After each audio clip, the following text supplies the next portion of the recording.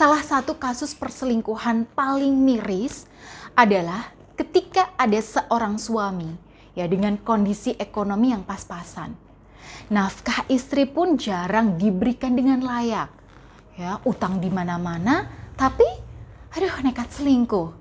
Nah, parahnya nih, demi bisa kencan dengan selingkuhannya saja, dia minta uang sama istrinya. Atau ada juga nih, si suami memberikan uang gajinya untuk selingkuhannya, dan sama sekali istri syahnya itu tidak diberi nafkah.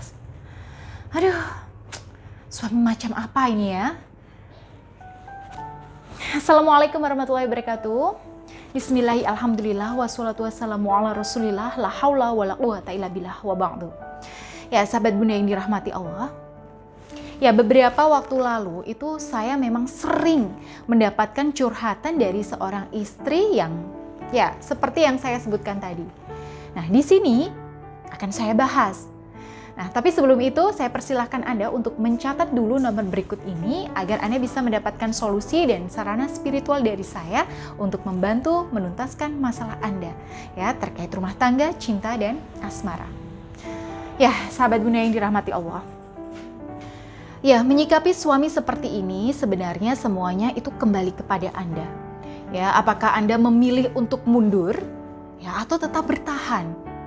Nah, bila memang Anda tidak kuat dengan perilaku suami Anda yang zolim ini, Anda punya alasan yang kuat untuk menggugat cerai suami Anda dan Anda tidak perlu memaksakan diri di sini. Yang pertama, suami Anda ya tidak memberi nafkah kepada Anda. Uang yang seharusnya diberikan kepada Anda sebagai bentuk tanggung jawabnya sebagai suami yang malah dihambur-hamburkan untuk berselingkuh. Bahkan uang Anda yang memang seharusnya milik Anda pun dia minta dan digunakan untuk kencan dengan wanita lain. Ya, ini sudah termasuk kezoliman yang sangat besar dan bisa menjadi dasar untuk melayangkan gugatan cerai.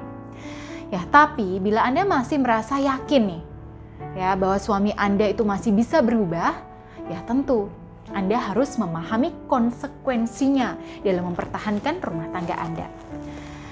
Ya, kan memang cukup banyak nih ya istri yang yakin ya, dan bilang kepada saya, Bunda, suami saya ini sebenarnya baik kok Bun. Dia cuma kena guna-guna dari pelakor. Ya dulunya dia nggak gitu.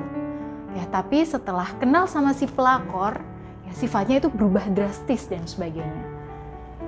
Nah, bila kasus ini ya Anda masih yakin bahwa suami bisa berubah, ya punya potensi untuk kembali ke jalan yang benar, ya silahkan Anda boleh perjuangkan sampai titik darah penghabisan, ya tentu dengan berbagai konsekuensinya.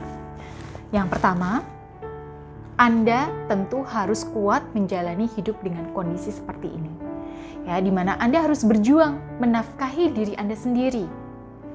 Yang kedua, Anda harus tetap tegar bila sewaktu-waktu suami Anda menunjukkan tingkah polanya tadi. Yang ketiga, ya sebagai istri syah, Anda perlu atau Anda punya kewajiban ya terhadap suami yang harus Anda tunaikan. Dan semua ini harus Anda tunaikan dengan penuh pengabdian tanpa mengharapkan balasan dari suami Anda. Ya, tanpa menuntut apa-apa dari suami Anda. Nah, itu artinya Anda tidak boleh menggantungkan kebahagiaan Anda dari suami. Ya, karena itu ya Anda perlu banyak hal lain yang bisa membuat Anda merasa bahagia, damai, tentram ya dalam diri Anda sendiri. Ya, tanpa itu ya Anda tidak akan bertahan lama dalam usaha Anda untuk menyadarkan suami Anda dari gangguan pelakor. Apalagi kasusnya Anda meyakini bahwa suami Anda di sini terkena energi negatif dari si pelakor tersebut. Ya, tentunya di sini Anda tidak bisa melakukan usaha secara lahir saja, tapi juga perlu usaha secara rohani. Anda harus bangkitkan aura positif dalam diri Anda sehingga pertama, ya, Anda lebih kuat dalam berjuang. Yang kedua, Anda bisa lebih tenang dalam menyikapi perilaku suami Anda. Karena suami Anda ini tidak bisa Anda hadapi dengan emosi. Ya salah-salah dia malah makin muak pada Anda. Ya, di sini Anda harus pandai-pandai mengambil hati suami. Ya, tentu saja mengambil hati suami itu harus dengan hati yang positif ya. Nah, untuk itu Anda bisa mengikhtiarkannya dengan banyak-banyak mendekatkan diri kepada Allah. Misalnya, ya dengan memperbanyak zikir, menggunakan tasbih kalimah Ar-Rahman sebagai media zikirnya. Yang dengan berkah energi positifnya, insya Allah membantu memudahkan usaha Anda dalam mengambil hati dan menyadarkan suami Anda untuk kembali kepada Anda. Ya, baik, itu tadi yang bisa saya sampaikan di edisi kali ini dan semoga ya yang sedikit ini tuh cukup bermanfaat.